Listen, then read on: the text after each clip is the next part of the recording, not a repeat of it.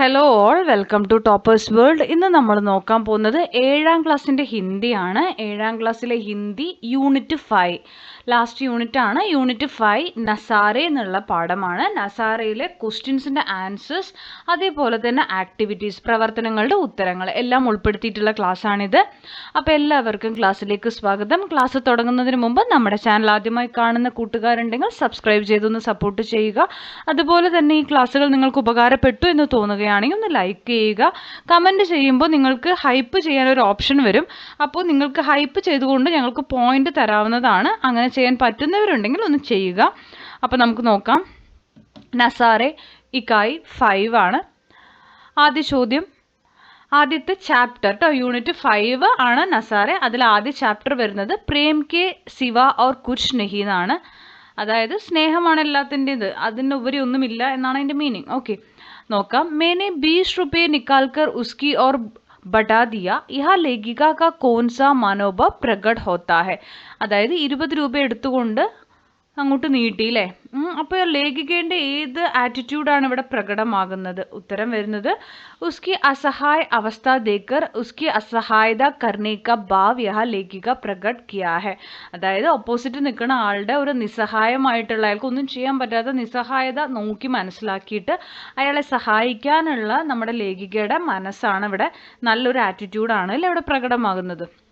അടുത്ത ചോദ്യം, नहीं वह 20 ही रुपये नहीं थे, इसे आपने क्या समझा. അപ്പോൾ ലേഖിക ദ്വാരാ ദിയേ ഗയേ 20 रुपये ഉസ് സമയ ഉൻകെ ലിയേ ബഹുത് മൂല്യവാൻ തെ. അതായത് ഇത് 20 രൂപയല്ല എന്ന് പറയാൻ കാരണം എന്താ വെച്ചാൽ 20 രൂപേൻ്റെ മൂല്യം അത്രയും കൂടുകയാണ് അവിടെ. എന്താ കാര്യം?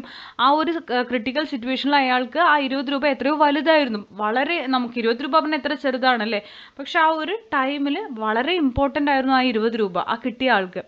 पैसे चाहे कितना भी हो उसका मूल्य तभी है जब वह सही समय पर हमारे हाथ में हो. അപ്പോൾ എത്ര രൂപയാണെങ്കിലും, ചെറിയ പൈസയാണെങ്കിലും വലിയ പൈസയൊക്കെ ആണെങ്കിലും, ഇങ്ങനെ ചെറിയൊരു എമൗണ്ട് ആണെങ്കിലും വലിയൊരു എമൗണ്ട് ആണെങ്കിലും അത് എപ്പോഴാണോ നമുക്ക് ആവശ്യത്തിന് നമ്മുടെ കയ്യിൽ കിട്ടണം അല്ലേ, എങ്കിലേ അതിന് മൂല്യമുള്ളൂ. ഇപ്പോൾ ചിലപ്പോൾ 10 രൂപയെ നമുക്ക് ആവശ്യം ഉണ്ടാവുള്ളൂ. ആ 10 രൂപ ചിലപ്പോൾ എടുക്കാണ്ടാവില്ല. ആ 10 രൂപ അപ്പോൾ ആര് തരണോ, അല്ലെങ്കിൽ ആ 10 രൂപ കൈ കിട്ടുന്നത് ആ ഒരു ടൈം, അതാണ് ഇമ്പോർട്ടൻ്റ്, അതാണ് അപ്പോൾ അത് മൂല്യമുള്ളതാവണത്. അങ്ങനെയാണ്.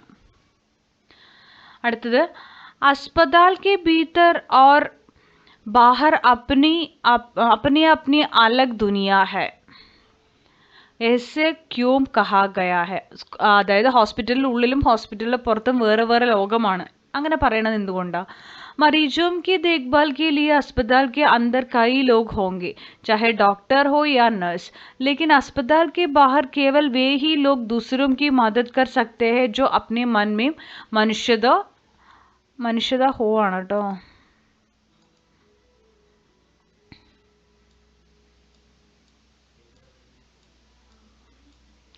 मनुष्यता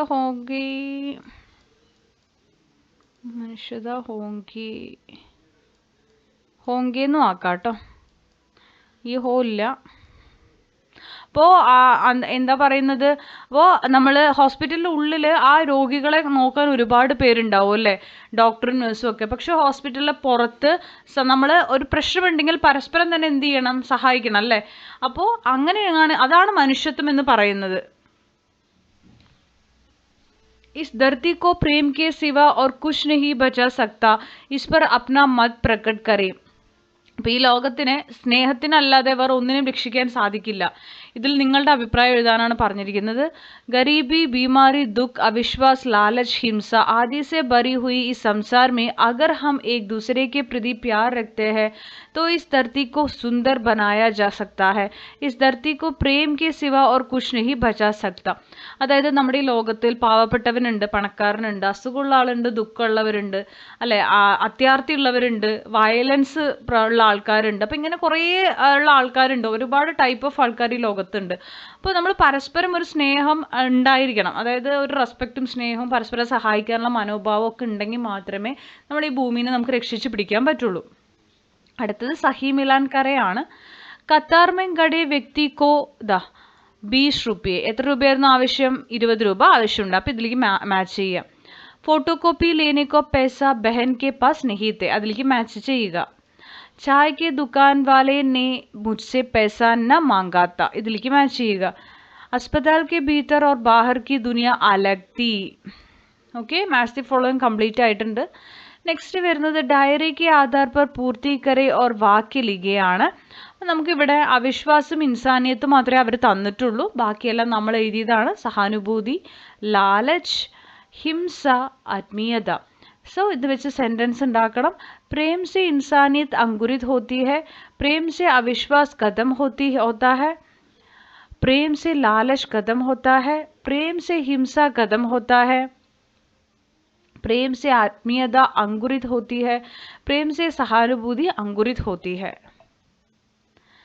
डायरी में इंसानियत का प्रभाव स्पष्ट करने वाले प्रसंग कौन कौन से हैं, ढूंढकर लिखिए. इदान आंसर. रिम्स सरकारी अस्पताल में कतार में खड़े व्यक्ति को 20 रुपये देने वाले प्रसंग. फोटोकॉपी लेने के लिए जहाँ एक लड़की लेखिका के बहन को पैसे देने वाले प्रसंग. एक भी पैसा दिए बिना एक बड़ा कप चाय दुकानदार द्वारा लेखिका को दिए गए. ഓക്കെ, അപ്പോൾ ഇതെല്ലാം എന്താണ്? ഇൻസാനിയത്, മനുഷ്യത്വം അല്ലേ? നമ്മൾ ഹ്യൂമൻസ് ആണ്. അപ്പോൾ ആ ഒരു മനുഷ്യത്വം പ്രകടമാക്കുന്ന സന്ദർഭങ്ങളാണ് ഈ പറഞ്ഞത്. हमें दूसरे से स्नेहिल व्यवहार करना है. इस विषय पर एक लघु लिखिए. നമ്മൾ മറ്റുള്ളവരോട് സ്നേഹത്തോടെ ബിഹേവ് ചെയ്യണം. ഈ വിഷയത്തിൽ ഒരു കുറിപ്പാണ് നമ്മൾ എഴുതേണ്ടത്. ആൻസർ.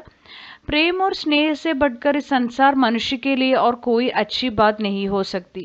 जीवन को तनाव रहित और सामान्य बनाए रखने में प्रेम और स्नेह महत्वपूर्ण भूमिका निभाते हैं. सभी मनुष्य एक ही ईश्वर की संतान है. सब में ईश्वर का अंश होता है. इंसानी इसलिए हमें सबके साथ प्रेमपूर्ण व्यवहार करना चाहिए. प्रेमपूर्ण व्यवहार से शत्रु भी मित्र बन जाते हैं. जन्म से न कोई किसी का मित्र होता है, न कोई किसी का शत्रु. പ്രേമവും സ്നേഹവും ഒക്കെ നമ്മുടെ ഈ ഭൂമിയിൽ മനുഷ്യർക്ക് ആവശ്യമുള്ള കാര്യമാണ് അല്ലേ? അതായത് ജീവിതത്തിൽ നമ്മൾ എന്ത് ചെയ്യണം? എപ്പോഴും ഒരു മറ്റുള്ളവരോട് നല്ല രീതിയിൽ പെരുമാറുക, നല്ല സ്നേഹത്തോടെ പെരുമാറുക, അങ്ങനെയൊക്കെ ചെയ്യണം. എല്ലാവരും ഈശ്വരൻ്റെ സൃഷ്ടി തന്നെയാണ് അല്ലേ? എല്ലാവരിലും ഈശ്വരൻ്റെ അംശം തന്നെയാണ്. അതുകൊണ്ട് തന്നെ നമ്മൾ എല്ലാവരും എന്ത് ചെയ്യണം? സ്നേഹത്തോടു കൂടി ഒരുമിച്ച് മുന്നോട്ട് പോവുക. അതുപോലെ തന്നെ നമ്മൾ സ്നേഹത്തോടെ പെരുമാറിയ ശത്രുക്കൾ വരെ മിത്രമായി മാറുമെന്ന് പറയുന്നുണ്ട്. അതേപോലെ ഒരാൾ ജനനം കൊണ്ട് നല്ല ആളോ അല്ലെങ്കിൽ ശത്രുവോ മിത്രമോ ഒന്നും ആവുന്നില്ല. നമ്മുടെ കർമ്മം കൊണ്ടാണ് നമ്മൾ അങ്ങനെ ആയി മാറുന്നത്. അപ്പോൾ എല്ലാവരും നല്ല രീതിയിൽ സ്നേഹിച്ചൊക്കെ പരസ്പരം കോപ്പറേറ്റ് ചെയ്തൊക്കെ മുന്നോട്ട് പോകാമെന്നാണ് പറയുന്നത്. അടുത്തത്, इन वाक्यों पर ध्यान दे, चर्चा करें और रेखांकित शब्द की विशेषता पहचाने. അപ്പം നമുക്ക് ഈ അണ്ടർലൈൻ ചെയ്തിരിക്കുന്ന വേർഡ്സ് അതിൻ്റെയൊക്കെ വിശേഷത എഴുതാനാണ് പറഞ്ഞിരിക്കുന്നത്. ആദ്മി ഫോൺ लगाने लगा, बहन रिपोर्ट लेकर जाने लगी, लोग चिल्लाने लगे, लड़कियां खेलने लगी. लगा, लगी, लगे, लगीം എന്നാണ് കേട്ടോ. അപ്പോൾ നോക്കാം. ഇത് ഗ്രാമറാണ്. ആവശ്യമുണ്ടെങ്കിൽ മാത്രം നിങ്ങളത് നോട്ട് ചെയ്താൽ മതി. ഒരു വാക്യത്തിൽ ലഗ് പ്രയോഗിക്കുമ്പോൾ കർത്താവിൻ്റെ ലിംഗവചന നിയമം അനുസരിച്ചായിരിക്കും ക്രിയ മാറുന്നത്. അപ്പോൾ റാം പഠനേ ലഗെ. അപ്പോൾ ഇത് ലഗ. ഇവിടെ റാം ആരാ? സോറി, അപ്പോൾ ഇതാണ് റാം എന്ന് പറയുന്നത്. അപ്പോൾ റാം ഒരു മെയിൽ ജെൻഡറാണ്. അതായത് പുരുഷന്മാരുടെ പേര് അല്ലെങ്കിൽ മെയിൽ കാണിക്കാൻ വേണ്ടി മെയിൽ ജെൻഡറിനാണ് റാം എന്ന് പറയും അല്ലേ?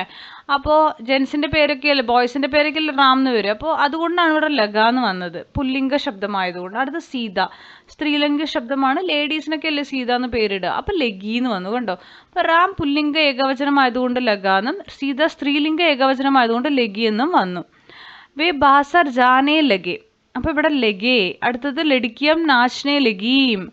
വേ എന്നത് പുല്ലിംഗ ബഹുവചനമായതുകൊണ്ട് ലഗെ എന്നും, ലഡിക്കിയം എന്നത് സ്ത്രീലിംഗ ബഹുവചനം പ്ലൂറലാണ് കേട്ടോ ബഹുവചനം പറഞ്ഞാൽ, അതുകൊണ്ട് ലഗീം എന്നും വന്നു. അടുത്തത് ആദ്മി ഫോൺ ലഗാനേ ലഗ എന്നാണ്. ആദ്മി പുല്ലിംഗ ഏകവചനമാണ്, അതുകൊണ്ട് ലഗ. ബഹൻ റിപ്പോർട്ട് ലേക്കർ ജാനേ ലഗിയാണ്. ഇവിടെ ബഹൻ എന്ന് പറയുന്നത് സ്ത്രീലിംഗമാണ്, അതുകൊണ്ട് ലഗി എന്ന് വന്നു. അടുത്ത ലോക ചില്ലാനേ ലഗയാണ്. ലോക ഇവിടെ പുല്ലിംഗ ബഹുവചനമാണ്, അപ്പോൾ ലഗേ വരും. ലഡിക്കിയാം ഗേലെ ലഗീമാണ്. ലഡിക്കിയാം പറയണത് ഒന്നിൽ കൂടുതൽ ആൾക്കാരാണ്, ബഹുവചനമാണ്, സോ ലഗീം എന്ന് വന്നു, സ്ത്രീലിംഗവുമാണ്. ലഗ് ഒരു വാക്യത്തിൽ വരുമ്പോൾ ക്രിയാധാതുവിൻ്റെ കൂടെ നേ പ്രത്യയം മാത്രമേ ചേരൂ. അപ്പോൾ ഇത്രയും കാര്യങ്ങളാണ് ലെഗ് പ്രയോഗിക്കുമ്പോൾ ശ്രദ്ധിക്കേണ്ടത്. ഗ്രാമർ പോർഷനാണ് ആവശ്യമുണ്ടെങ്കിൽ മാത്രം നിങ്ങൾ നോട്ട് ചെയ്താൽ മതി കേട്ടോ.